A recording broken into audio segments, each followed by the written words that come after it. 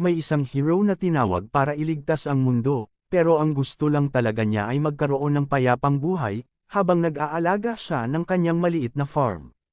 Sa kabilang banda ang sobrang sexy na Demon Queen ay unti-unting nasakop ang buong mundo, pinagsama-sama ang lahat ng lahi sa ilalim ng kanyang pamumuno. At dahil walang laban sa kanya, ang mga tao ay naging alipin niya ang mga ito at bandang huli ay pati sila ay naging kontra na sa hero. Lahat ng ito'y nangyayari habang ang legendary hero ay tahimik na namumuhay sa kanyang farm. Ang problema, gusto ng Demon Queen na talunin ang hero para patunayan na siya ang pinakamalakas sa lahat ng nilalang. Kaya't ginawa niya ang lahat para hanapin ang legendary hero. Pero ang mahanap siya ay hindi kasing dali ng kanyang inaasahan. Sa mundong ito, may iba't ibang lahi, mula sa simpleng tao hanggang sa mga legendary dragons at lahat ng nasa pagitan ng ming ito. Ngayon, ang lahat ng lahi ay nasa digmaan laban sa isang reyna ng mga demonyo. At kahit pa nagsama-sama ang lahat ng lahi laban sa kanya, ay madaling sinisira ng hukbo ng demonyo ang lahat. Dahil sa tindi ng pagkatalo, nagsimulang sumuko ang mga tao, at nagkaroon ng mga rebelyon. Dito pumasok si Elizabeth, ang pinakamalakas na Demon Queen sa kasaysayan, at naging pinuno ng mundo at lahat ng lahi. Habang nasa kanyang trono siya, ang isang pari ay nagsabi sa kanya, "Elizabeth, huwag mong isipin na panalo ka na. Sa hinaharap, darating ang aming hero at tuluyan kang matatalo." Sa sandaling ito ay isa sa mga tauhan niya, isang taong sinanay para maging hero ngunit nagtraidor sa sangkatauhan, ang sumipa sa pari at sinabihang respetuhin ang reyna. Ang tauhang ito, na ngayon ay nasa anyong demonyo, ay lumapit sa pari para patayin ito, ngunit pinatigil siya ng reyna. Tinanong niya ang pari, "Ano itong sinasabi mo tungkol sa hero at propesya na magtatapos sa akin? Ipaliwanag mo, o ipaparanas ko sa iyo ang higit pa sa kamatayan." Ipinaliwanag ng pari na ayon sa propesya, kapag lumabas ang isang hero at hinugot ang espada mula sa lupa, iyon ang araw na mawawasak ang lahi ng mga demonyo at babawiin ng sangkatauhan ang mundo. Nasa Central Hall ang espada, kaya pumunta doon si Elizabeth at tinitigan ito. Tinanong niya, "Kapag hinugot ito ng mandirigma, mamamatay ako." Interesante, tingnan natin kung kailan mangyayari iyon. Kasunod nito ay pinaghanda niya ang buong hukbo para sa pagdating ng tinatawag na Great Hero. Isang taon ang lumipas, tapos 2, 3, 4, ngunit walang dumating. Lumipas ang 15 taon at wala nang sinuman ang nagbabantay sa pintuan ng kastilyo. Dumating na ang panahon na ang buhay sa lungsod ay bumalik na sa normal, lahat ng lahi ay namumuhay ng mapayapa, trolls, wizards, humans, elves, lahat ay nagkakasundo. Dahil dito, halos walang may gusto na bumalik pa ang hero. Alam nilang kapag bumalik ang hero, magkakaroon ulit ng digmaan, maraming mamamatay, at kailangan nilang muling itayo ang buong imperyo. Samantala sa hall, nagtanong si Elizabeth, "May balita ba tungkol sa hayop na ito na hindi pa rin dumarating para patayin ako?"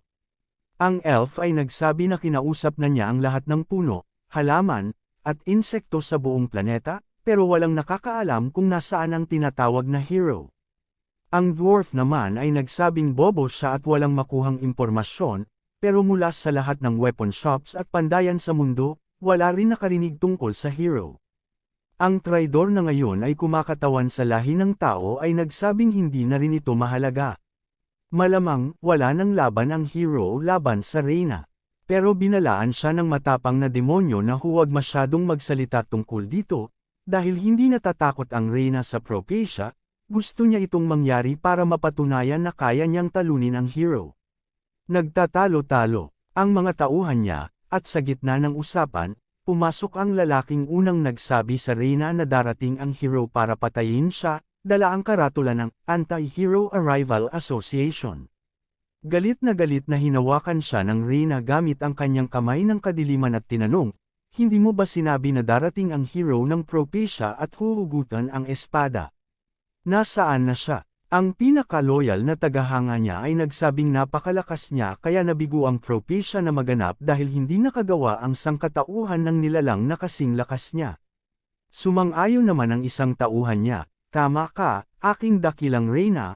Wala ka nang dapat alalahanin sa hero na iyon, wala siyang laban. Pero sinampal siya ng makapal na buntot ng reyna. Itinulak ng reyna ang pari sa pader at sinabing, nasaan ang demonyong hero na ito? Narating ko na ang tuktok ng mundo pero kailangan ko siyang patayin, kung hindi, iisipin ng lahat na natatakot ako sa Propecia.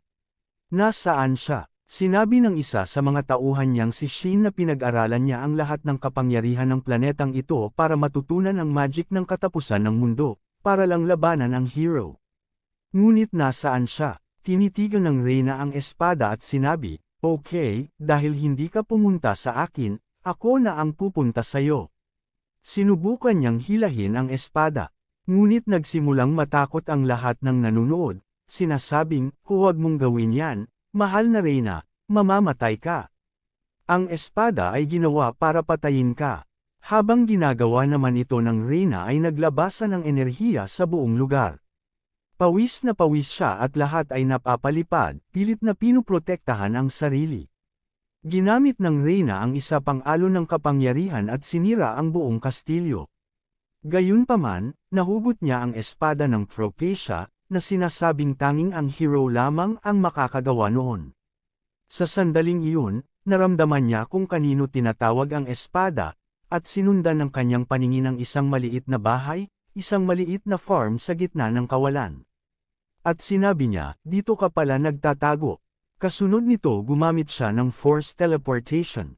Ang mga tauhan niya ay nakiusap, mahal na reyna, huwag kang pumunta, payagan mo akong maglingkod sa tabi mo. Ngunit ang lahat ng kanyang sinabi ay wala ng silbi dahil nawala na doon ang reyna. Sa isang maliit na farmhouse, may isang lalaking tahimik na nag-aalaga ng bukid.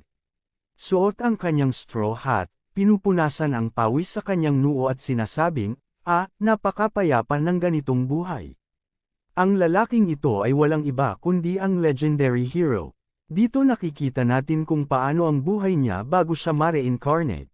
Isa siyang tao na nagtatrabaho buong araw, wala halos hilig sa anumang bagay.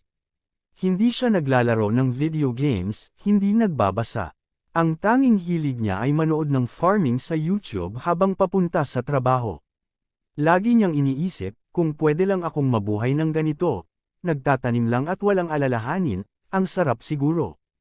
At pagkatapos, siya ay napunta sa mundong ito.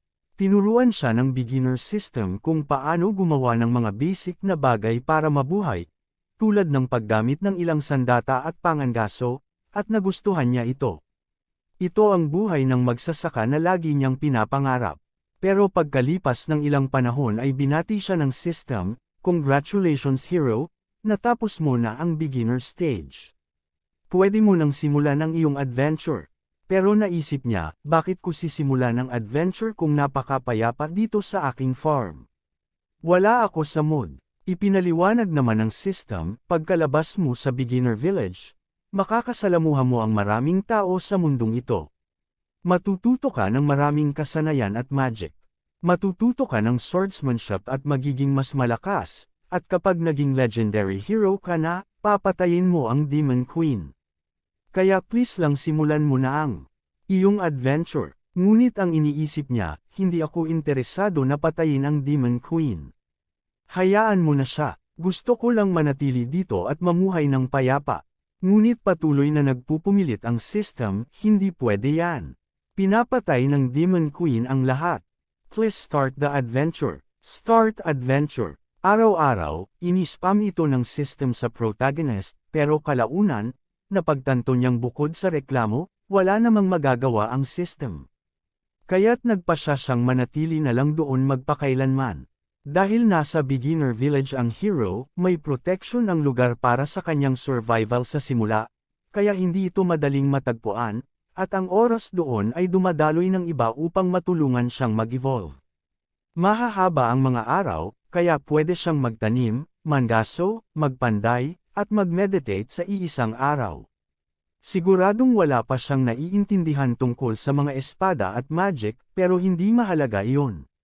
Wala rin siyang balak umalis, masaya na siya sa simpleng buhay bilang isang magsasaka, napakapayapa. Pero isang araw, nagalit ang system at nagsimulang murahin siya, sinasabing puro pang magsasakang items lang ang pinagpapalit niya ng points at kahihiyan iyon sa system. Isang kahihiyan para sa system na dinala siya doon para patayin ang Demon Queen. Dahil dito, bumagsak at sumabog ang system. Simula noon, hindi na siya nakatanggap ng kahit anong mensahe, at naging mas payapa pa ang buhay niya. Isang araw, habang nag-aani siya, sinabi niya, oras na para kumain, pero napansin niyang nakalimutan niya ang maliit niyang palakol sa kagubatan, kaya't kailangan niyang bumalik. Ngunit biglang nagdilim ang kalangitan at tila nag-iipon ng enerhiya. Naisip ng protagonist, oh no, ngayon pa. Sa kabilang dako, lumitaw sa langit ang reyna at sinabi, sa wakas, natagpuan ko na ang legendary hero ng lahat sa Propecia.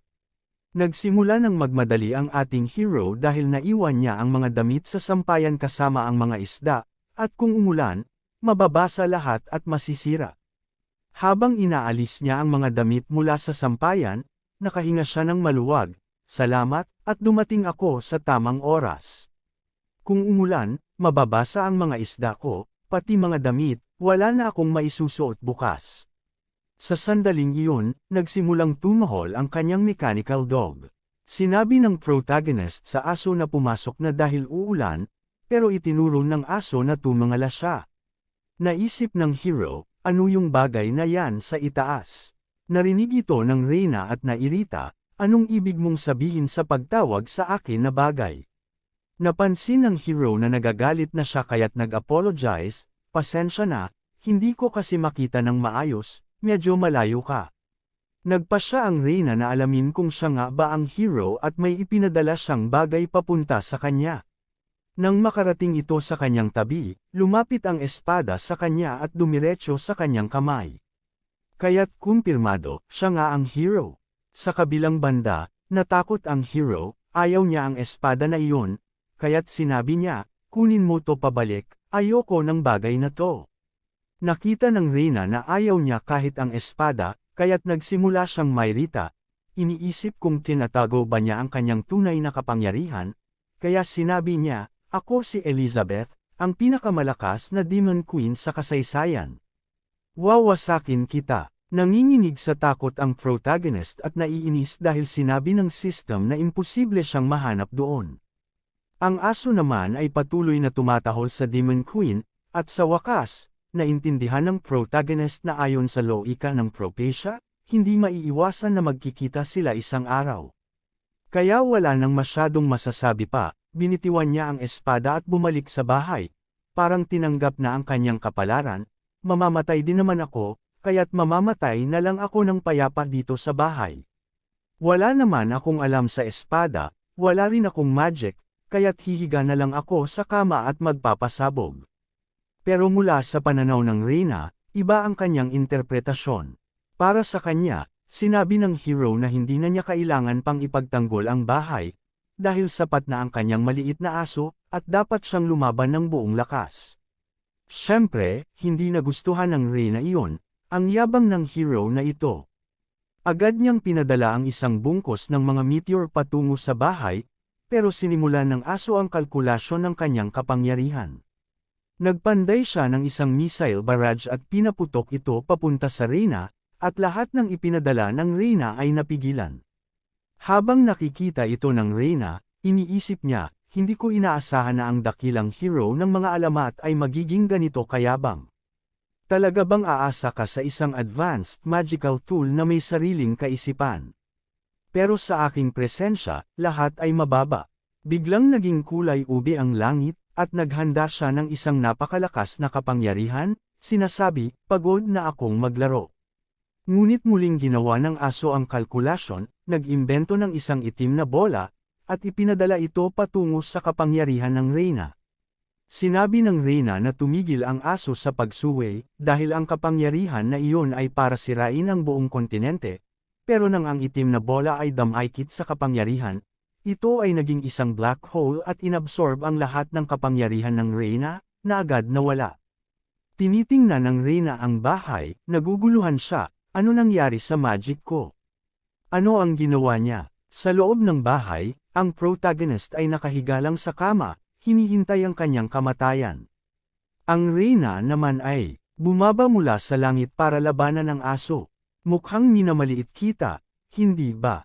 Pinakawalan niya ang kanyang buong kapangyarihan, sinasabing, ngayon ay magiging 100% na. Muling naghanda ang aso ng kanyang missiles, at isang malaking pagsabog ang naganap. Samantala, ang protagonist ay tulog na tulog.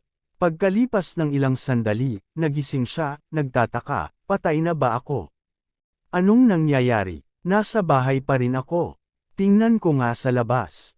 Nag-aalangan siyang buksan ang pinto dahil natatakot siyang makita ang reyna doon na handa na siyang patayin. Kaya't dahan-dahan niyang binuksan ang pinto, at naroon ang reyna, hawak ang maliit na aso na wasak na wasak. Tinawag ng protagonist ang pangalan ng aso, Wei Kai, at sa pang-aasar na tono, sinabi ng reyna, pasensya na, pero kinailangan kong wasakin ng tuluyan ang magic tool na ipinagmamalaki mo. Takot na takot ang protagonist at sinabing, pwede bang mag-usap muna tayo, reyna? Sumagot ang reyna, syempre, pagkatapos kitang patayin. Pero sa loob niya, iniisip niya, napaka-unbelievable ng sitwasyon na ito. Paano nagawa ng magic tool na iyon na ipagamit sa akin ang buong kapangyarihan ko? Ito na ba ang katapusan ko? Kasunod nito ay bigla siyang nahimete, bumagsak ng diretso sa lupa. Nagmadali ang hero na tulungan siya, tinatanong kung okay lang ba siya. Nagsimula nang mawala ang armor ng reyna, na pinapanatili ng magic. Unti-unting naglaho ang lahat ng bumabalot sa kanya, at syempre, nagkaroon ng nosebleed ang ating bida, dahil wala pa siyang karanasan sa mga ganitong bagay. Pagkalipas ng ilang oras, gabi na, at nagising si Queen Elizabeth sa kama na may poso sa kanyang mga kamay. Nang mapansin niya ito, naisip niya, putik, paano nangyari ito? Ako, ang legendary Queen Elizabeth, ang pinakamalakas sa lahat ng nilalang, ay natalo ng ganito kadali. At ang pinakamasama pa, imbes na patayin ako, pinili niyang ikulong ako.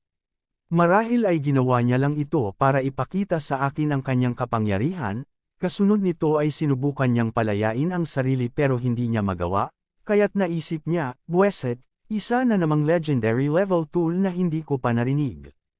Ilang kapangyarihan pa kaya ang tinatago ng hero na ito mula sa akin. Napatingin siya sa paligid at nakita ang mga chess pieces at baraha. Naisip niya, hindi ko pa nakita ang mga ito dito.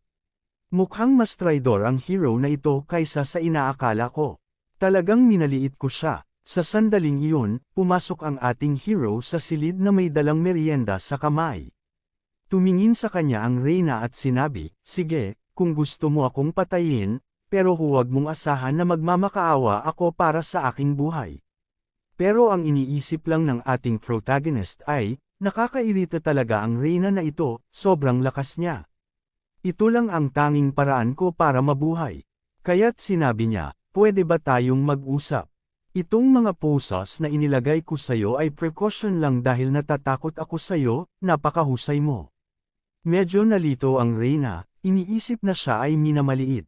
Sinabi ng hero, sa tingin ko, mayroon tayong hindi pagkakaintindihan. Tatanggalin ko na itong mga poses para makapag-usap tayo ng maayos, okay? Pero sa pananaw ng reyna, iba ang kanyang interpretasyon, pasensya na kung hindi mo napansin mula pa noong simula ang pagkakaiba sa pagitan natin, naniniwala ka na sapat na ang lakas mo para hamanin ang hero. Okay, papakawalan kita dito para mapagtanto mo na wala kang magagawa, at susunod ka sa lahat ng sasabihin ko. Naisip ng reyna, ang bastos na ito, paano niya nagawang takutin ang Demon Queen? Sinabi ng hero, ayos na, tinanggal ko na ang mga poses mo para ipakita sayo na wala akong magagawa laban sayo. Gets mo, mag-usap na tayo. Naiinis ang reyna, buweset talaga, sobrang minaliit ko siya. Kahit, gaano ako kalakas, kailangan ko ring malaman kung kailan susuko. Pero pagbabayaran ko siya ng mahal sa kay-abangan niyang ito sa hinaharap. Umalis na ang protagonist sa silid na nanginginig at sinabi, magpahinga ka na ngayon. Biglang binaling ng hero ang kanyang atensyon at sinabi sa atin, siguro nagtataka kayo kung bakit hindi ko pinatay ang Demon Queen, pero nabasa ko sa mga libro ng mundong ito na sobrang karaniwan para sa Demon Queen na agad na magbalik buhay pagkatapos mamatay. Kaya kung papatayin ko siya, babalik lang siya. Ang tanging paraan para lutisin ang labang ito ay tapusin na ang laban na ito. Hanggat hindi ako banta sa kanya, magiging magkaibigan kami at mamumuhay kami ng masaya magpakailanman. Tumatawa ang hero na parang si Joker, at ang Reyna naman ay nag-iisip, buweset talaga, tumatawa pa rin siya sa harap ko. Kasunod nito ay kinuha ng protagonist ang maliit na aso at sinabing, "Hoy, buddy, ayos ka lang ba?" Nakita ng Reyna ang sitwasyon at sinabi, ito ba ang pinakamakapangyarihan mong magic tool?" Iniisip ng hero, hindi naman ito eksaktong magic tool, isang maliit lang na imbensyon na ginawa ko noong medyo naboboring ako. Ngunit sa huli ay sinabi rin niya, "Oo, pwede mong sabihin na isa ito sa mga huling bagay na na-develop ko." Ngumiti ng bahagya ang Reyna at iniisip, perfect, ito na ang pagkakataon. Nakalimutan niya ang pagkatanggal ng mga pusos, pinayagan niya akong gamitin ang aking lihim na abyss magic at agad na makarecover. Ngayon na wala ng proteksyon ng iyong robot, nasa aking pabor na ang laban. Panahon na para patayin ka. Handa na siyang umatake at sinabi, "Pasensya na sa pagkasira ng mga bagay mo, dakilang hero." Pero sinagot siya ng hero, "Relax, ayos lang, nandito pa naman ang memory card niya." Naisip ng Reyna, ito na ang tamang pagkakataon. Tatapusin ko na ang hero ng mga alamat ngayon, ngunit sinabi ng hero, "Buti na lang may 6 pa akong ganitong katawan na nakahanda, kaya't huwag kang mag-alala tungkol doon, Reyna." Hindi na nakapagsalita ang Reyna matapos makita ang mga robot na aso. Kasunod nito ay inilagay na ng hero ang memory card, at muling nabuhay ang maliit na aso, masayang tumatalon. Sinabi pa ng hero, "Gusto ko rin namang may kasama, pero minsan sobrang magulo sila kaya't isa lang ang iniiwan kong naka-activate." Sa pananaw ng Reyna, lahat ng ito ay isang plano para mapahiya siya. Nakita niya ang distorted na ngiti ng hero, at agad na bumagsak siya sa kama, hindi maintindihan ang nangyayari. Walang paraan, imposible ito.